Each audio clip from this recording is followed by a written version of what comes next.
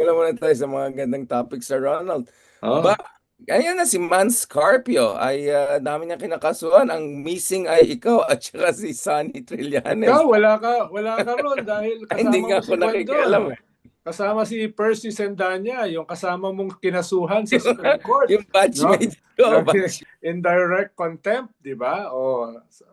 Ikaw ang kulang doon. Oh. yung mga batchmates ko naman, sabi ko, ayan na naman yung mga batchmates ko. Ah, Nandun na naman sa ano. Ano ba ah. nangyari sa Ronald? Ba't kinakasuhan niya na naman yung mga batchmates ko? Ano ba nangyari? Very stupid dahil yung tungkol yan doon sa pagbukas ng kanilang bank accounts ng AMLAC, di ba? Sabi nila ay absolute daw ang bank secrecy laws, no? At absolute ang kanilang privacy as a private individuals, no? Ang daming absolute na binanggit doon sa kanilang kaso, no? Kaya actually ang nakakatawa doon sa kaso na final nila, inamin nila na meron silang bank accounts. 'Di ba? Sobrang talino, 'di ba? Inamin nila, no? Ang issue lang nila, bakit binuksan? Bakit binuksan yung kanilang bank accounts, no? At yung mga bumanat, katulad ni Percy Sendanya, Laila de Lima, Chel Jokno, Congressman Luistro, yun ang kanilang sinampahan ng kaso. No, yung mga bumanat doon sa usapin na yon. Pero ang linaw-linaw kasi hindi absolute yun eh. Una, they are public citizens, public officers. Hindi lang sila private, vice president nga eh. No? Kaya pwedeng pakialaman as public officials, lalo na yung kanilang statement of assets and liabilities, kung meron silang undeclared hidden wealth. Kaya hindi absolute yung bank secrecy laws. Malinaw naman eh. Sa usapin ng impeachment o kaya mga criminal offenses, ay pwedeng buksan yan ng AMLAC. No? In this case, pinayagan. Hindi sila mga specific bank accounts pa. Hindi pa ito yung mga accounts ng mga bangko. Iba pa yon. Ito yung accounts ng AMLAC na obligado upon the request of Congress or Senate para buksan itong mga transactions na ito. Kaya hindi ko alam kung ano pumasok sa isip nila dito sa pagsampa ng kasong ito. Dahil they only admitted their wrongdoing. Kaya parang nakikita mo yung parang kumunoy. Nahulog sila sa kumunoy. Alam mo yung kumunoy? Quicksand. Tapos, nagagalaw-galaw sila, lalo silang lumulubog. Diba? Lalo silang lumulubog. So, kailangan may magsaklolo. No? Ang problema, yung mga nagsasaklolo, ay lalo silang tinatapakan sa ulo. So lalo silang lumulubog, 'di ba? So ang galing, 'di ba? Ang talino, no? Tumataas ba ang iyong self-esteem watching them fall all over themselves, Richard? Ay, tumataas sa self-esteem ko watching you falling all over them, Sir Ronald. But going back to this, Sir, habang fresh pa yung morning sunshine natin dyan, Sir Ronald. Uh, Ano bang sinasabi nung tong Duterte School of Constitutional Law na dumaan lang naman sa account nila, hindi naman nag-parking, dumaan lang daw. Ano ayun, yung isa pang sabi ng idiot 'yon. abogado nila? Isa pang idiot 'yon, no? Isa pang idiot. Pero meron siyang 16 highly paid lawyers. Ang sinabi, dumaan lang daw sa kanyang bank account. Yung isa pa, yung kanyang undersecretary, POA, ang sabi ay nandun daw sa others.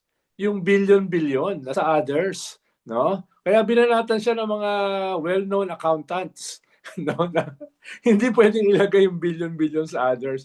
Ikaw ba, yung mga billion-billion mo ba, saan mo nilalagay? No? Sa others din. Sir Ronald, maghanap ako ng mga overnight accountant. Di lang tayo mga, Uh, bigla na yun, public accountant expert ngayon, bigla oo. na overnight. Actually, dapat buksan din yung bank accounts itong undersecretary niya. Una, public official siya. No? Ikalawa ay pag sinabi niya na yung kanyang accounts ay nasa others, wala sa kanyang salin, pwede siyang kasuhan. Pwede siyang kasuhan. Kunyari, undeclared wealth. Kahit hindi ka na public officials, while you were a public official, pwedeng buklatin yan. No? Ang problema ko, public official ako dati, baka wala silang mabuklat. Baka puro liabilities, no? Hindi lang political liabilities, financial liabilities, no? Pero at least, Sir Ronald, Hindi naman ako Hidarian na by the very name, parang parang mogul. Pero wait lang, sir. Parang yung ba't sa'yo hindi zero? Parang yung zero yung kay Sarah pag biglang zero. Oo nga. Ano Oo nga. explanation? Kaya, very basic eh. Papaliwanag mo saan nanggaling yung pera, saan napunta, no? Dahil parang may balance pa na almost 3 billion. No? Saan napunta yung mga yan, no? Yung petty cash. Sa akin kasi alam mo naman kami mga mogul, that's just petty cash, no? Disposable lang yan eh. No? Yan ang problema, no? Kaya parang si Richard, no? Ayun, no? Around the world from Oxford to Sao Paulo, no? To Greenland, no? Yan yung yan Hindi yung mo talaga marami ako pinatawad sa Greenland. Ano? yan yung maraming accounts, no? Kulang na lang eh. Tapos yan, pupunta pa ng Iran yan, no? Ah, gusto ko makita Tapos ka North Korea. Sa Hormuz Strait, kakaway-kaway sa amin, no? Tapos North Korea na after ulit. Ah, Pero samahan na kita next time para tayo together. ah, Parang pagkasama kita, lalo tayo hindi tatamaan ng kabila kasi parang not worth it. Sasabihin niya. ah. But are you surprised, Sir Ronald, by how much has been revealed at saka yung reaction ng tao at saka sa tingin mo ba this is turning out as more damaging than anticipated by the Sara team? Parang medyo surprise yata din sila eh. Well, yes and no. Una, ilang beses na natin ito pinag-usapan sa previous episodes natin, di ba? Yeah, Lagi pero yung natin, previous episode, hindi lumabas na ganyan yung lagi katangian. natin pinag-uusapan ito, no? Tapos alam naman natin na billions yung pumasok doon at galing yan sa mga alleged drug lords and pogo lords, di ba? Pinag-uusapan natin na madalas ito. Tapos ang lumala lang yung kanilang sagot, yung kanilang paliwanag. Yun ang hindi ko inaasahan. Inaasahan ko na merong minimum intellectual legal capacities yung kanilang mga abogado at yung kanilang mga principal to answer this. Wala eh. Parang lang eh. Parang mga tambay lang sa pinobal yung mga sagot eh. No? Ibig sabihin, kahit ako ay hindi ganun kataas ang IQ at hindi graduate, tingin ko naman I can present a better defense. No? Much better than Richard Haydarian. No? Kaya talaga hindi ka kakasun talaga eh. Kasi magaganyan ka na. Basta ako, hindi ka tulad namin na hindi naman nag-graduate. Ganito, ganyan. Nangyayari niya. Sir Ronald, meron ka talaga. Delikado ka talagang kalaban. So ano i-expect natin this week, Sir Ronald, habang may sunshine pa dyan sa Netherlands? Well, yung susunod sa 29, no, they are being urged to attend para sagutin nila officially sa Justice Committee. Pero I doubt if they will. Pero pag-uusapan na dito sa 29, yung mga threats na niya sa presidente na hindi ko alam na previously kasi dinedenay niya. Nakita ng buong mundo yun eh. Pati yung mga friends ko sa abroad, nung sinabi ni Sara yon na ipapapatay niya yung presidente at yung asawa, lahat sila nagta-text sa akin, what's happening there? So, paano mo sasabihin na it never happened? Paano mo sasabihin na hindi siya threat? No? Pero yun ang susunod sa 29.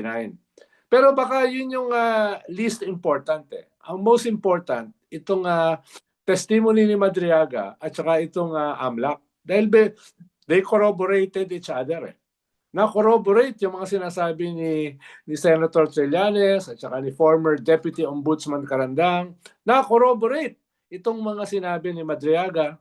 So, malinaw na ito ay mga smoking guns. No? Hindi lang gun eh. Smoking guns. At yung smoke nung gun, not enough para pagtakpan yung smoking gun. So, what we are seeing now are clear indications nung mangyayari sa Senate trial. At hindi ko alam kung sinong congressman, sinong senador with all this compelling evidence ang hindi boboto to impeach and to convict Sara Duterte. Dahil may ididikit sila rito dito sa anomalous transactions. Baka kung hindi ka boboto rito, ibig sabihin, you are possibly conniving with the victim with the accused or ikaw mismo ay may ganyang klaseng anomalous transactions. Kaya mahirap hindi bumoto for impeachment, mahirap hindi bumoto for conviction. Now, because now, ang hahatulan ngayon, hindi si Sara eh. Ang hahatulan ngayon are the congressmen who are supposed to impeach her perhaps later this month. Or yung mga senator who are supposed to convict her. So yung burden ngayon, nandito sa mga congressmen tsaka mga senators, no? Mga senators, no? Tinetext ka ba nila, Sir Ron? Kasi nakita ko din sa interview mo, may numbers ka na eh. Na ilan sa Kongreso, ilan sa Sana. Ano bang Kwan lang yun, mga kwan ko lang, approximation ko lang. Nagbibilang lang ako sa kisame. No, ina-approximate ko, may 152 na. Tapos ngayon mukhang mag-i-increase yan because of this evidence. No, Yeah. marami kasi nagpaplano mag-abstain o kaya ay maging absent. No, hindi na ganun kadali with all this compelling evidence. Kaya bumalik ka na to watch the circus, no? What about, so, ano yung timeline tinitingnan natin? Ano ba expect natin for this week, Sir Ronald, in terms of hearings? And then, Well, ano yung timeline? Yung baka last hearing na ito sa Justice Committee sa 29, no? Last hearing na siguro yan sa Thursday. Tapos ang susunod na diyan, dahil na-establish na yung probable cause, then pagbobotohan na yan sa plenary. No? Kaya it might happen later this month. Later next you mean month. May? Later next month. Later in May, sa April pa tayo. So now with the... naka-break sila eh. So they have to come back to vote. So hindi ko alam kung ano yung scheduling dyan. Kailan makakabalik yung mga congressmen to vote. And yung ombudsman cases with Cheese and former Speaker of the House, how are we seeing that going? I think it will proceed. No? Una, parehong binigyan ng precautionary hold departure order si former Senate President Cheese Escudero at saka si former Speaker Romualdez. Ikalawa ay binigyan na ng nag-request na ang ombudsman sa AMLAC na i-freeze yung accounts ni former Speaker Romualdez at mukhang na-freeze na. At ikatlo ay nagsampa na yata ng kaso sa Sandigan Bayan yung ombudsman kay former Speaker Martin Romualdez. So hinihintay na lang ay yung pag-freeze ng assets at saka pagsampa ng kaso sa Sandigan Bayan kay Senator Cheese Escudero, etc. And other senators. Halimbawa, ang alam ko, si Jinggoy Estrada at saka si Joel Villanueva ay tapos na yung preliminary investigation. So, sasampahan na ng kaso yung mga yan. No? So, may possibility pa rin na sila ay katulad nung nangyari last December, mag-over-promise tapos underperform, no? Under-deliver. May possibility pa rin yan. Pero masisira sila ng husto. Masisira sila. Kaya hindi ko alam kung paano makakaapekto sa kaso ni former Speaker Martin Romualdez yung possible na pagbalik ni Saldico. Paano malabo pa yung detalye kay Saldico eh. Andiyan ka na, malapit ka na, di ba? Austria. Oo nga eh. Baka puntahan ko na lang siya, magkakape kami. No? Tapos baka, malay mo, makakuha tayo ng mga maleta. Ipadala ko sa iyo dyan sa Brazil. Mga dalawa. Okay na sa iyo, dalawang maleta? Anong gusto mo? Yung Rimowa o yung Kwan? Made in China na parang Rimowa? SM yata yung nakita ko. Parang iba. Parang so, shelter nakakalito kasi Rimowa. itong statement ng Malacanang. Nung una, arrested. Tapos ngayon, detained. Tapos ang balita ko, wala na siya sa Czech Republic eh. So, anong status niya? Anong status niya? So, wala tayong detalye. May Pero interview today sila yata, na police from Czech Republic or some lawyer or something? Oo nga. Today yata, magpapaliwanag yung DOJ. Dahil yung may DOJ team dito eh. No less than the Secretary of the Department of Justice at saka yung kanyang Undersecretary nandito para pumunta sa Czech Republic. Hindi naman kami nagkasalubong sa airport eh. Tsaka mukhang hindi naman ako yung kanilang dadalhin pabalik. No? Wait lang. Parang rin to, isama natin. Baka gaganunin ka nila sa Ronald. So a lot of things are happening here. while you're out there in the wilderness, no, Alam of mo, here, Brazil. nasa abroad ka rin eh. Here ka ng here. Mas here ka malapit sa Austria. Oo, pero Tsaka, ako wala naman ako sa wilderness. At saka pabalik na ako tomorrow. Pabalik na ako sa Pilipinas. Eh, ikaw mukhang hindi ko alam kung sa ka pa lupalop mo pupunta eh. Inintay ko bang yung mga penultimate moment. So what numbers are we looking at in the Senate if hahabulin talaga yung ibang mga Pero senador? para sigurado, 17. Pero yung kailangan is 16. Pero alam mo naman, yung majority na 15 ay at least 5, 6 doon, hindi ka nakakasigurado. No? So, malaki pa yung kulang. Tapos, sa minority, kailangan makakuha ka enough para makonvict. Di ba? So, pero kung siguro ikaw magde-negotiate sa mga senador, baka makuha yung numbers. No, dahil it's not about hindi naman siya legal talaga eh. Legal yung framework, pero political yung substance. Because these senators are not real judges. No, yung suot lang nila ni Robin Hood Padilla yung damit ng judge. No, pero kaya they will not simply be looking at evidence. They will be calculating about popular opinion.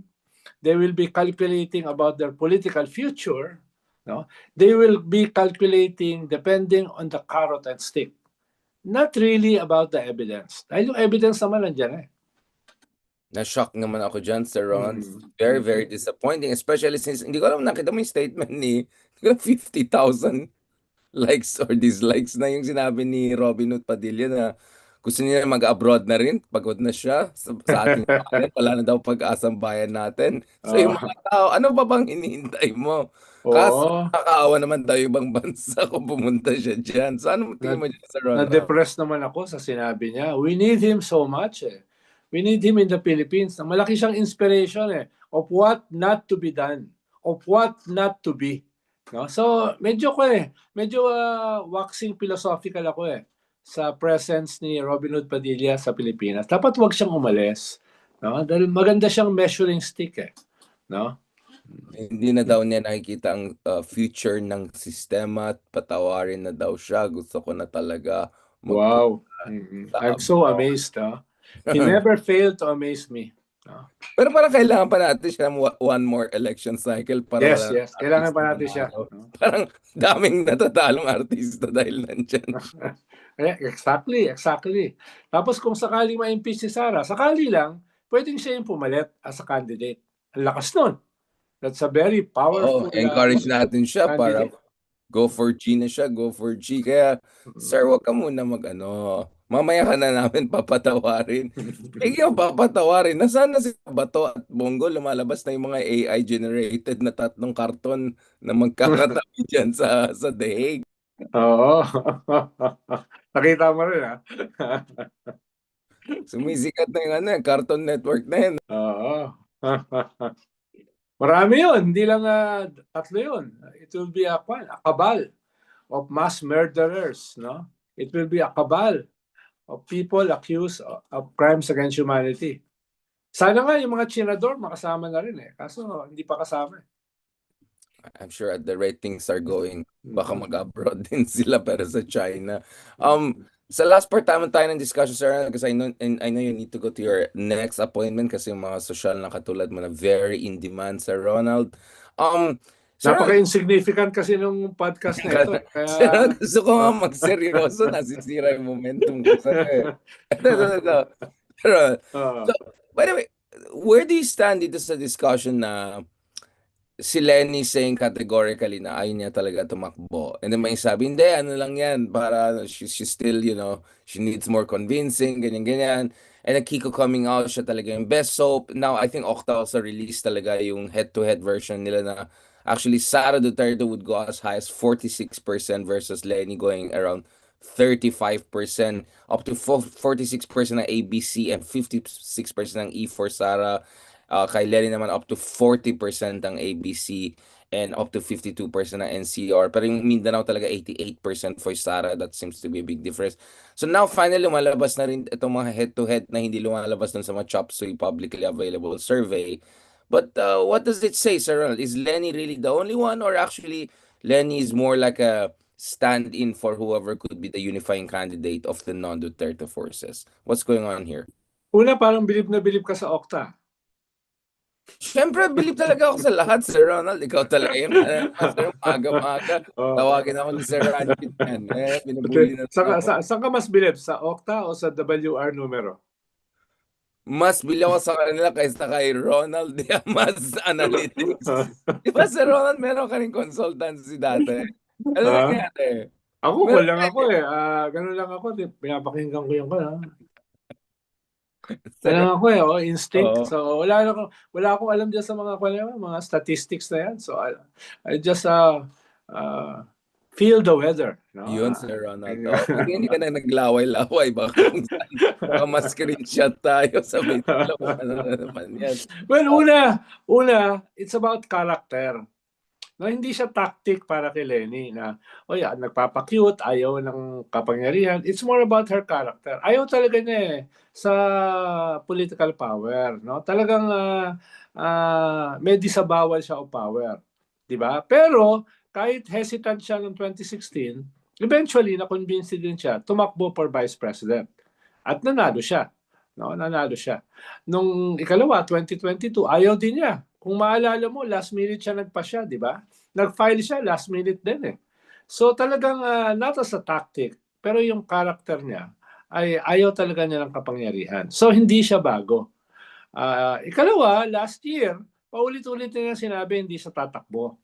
No? At itong latest na interview niya sa isang local radio, inulit niya yan.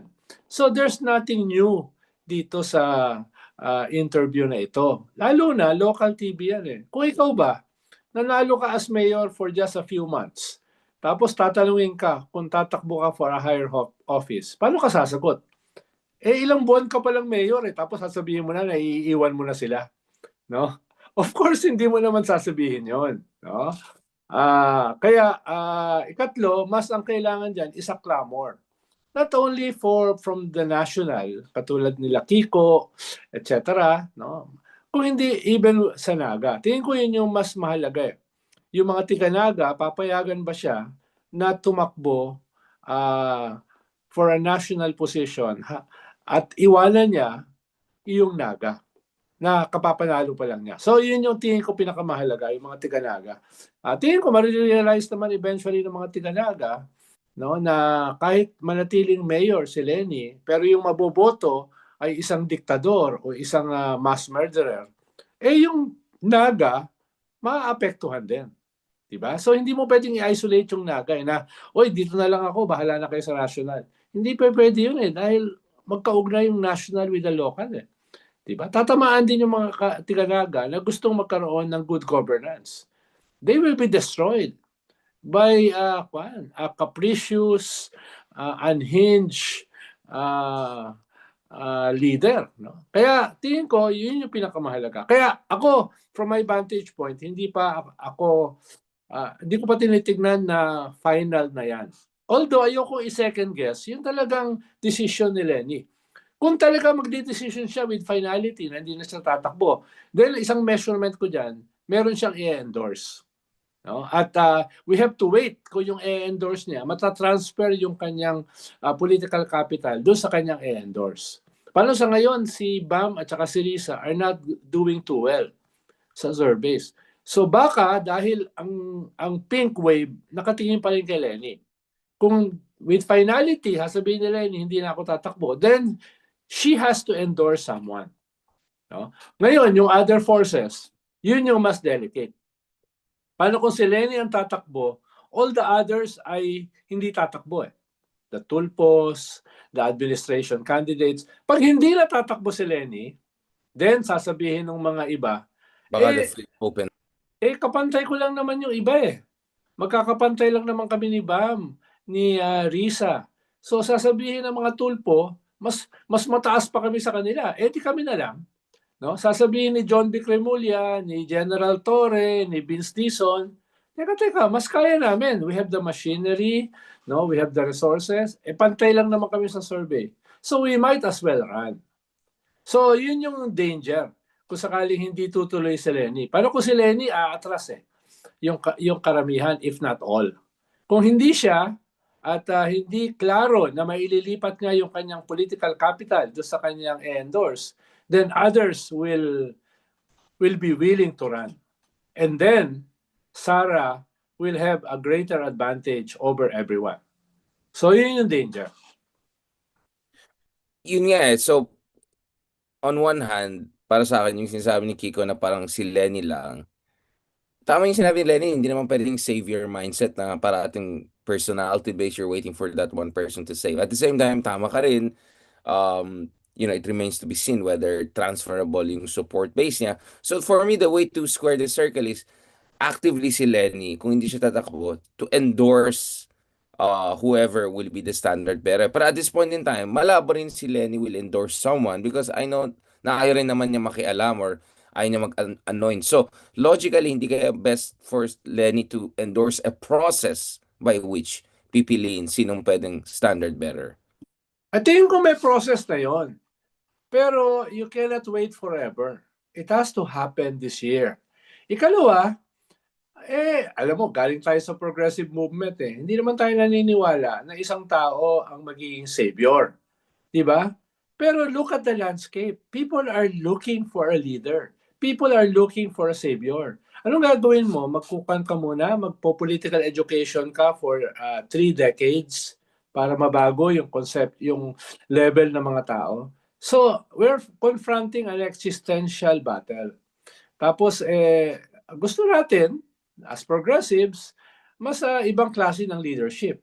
Pero for now, people are looking for a leader, a strong leader, who will help save them. O sige, huwag na natin sabihin savior, pero who will lead them to save themselves. Diba? O sabihin na lang natin, semi-savior. No? Semi-savior. Hindi talaga yung savior na manggagaling sa langit, in the heavens, and they will go down here to save us. So, huwag na ganoon. Pero you need a leader which will catalyze salvation against damnation. No? Because what we are confronting is no less than the possible condemnation or salvation or damnation of the next generation.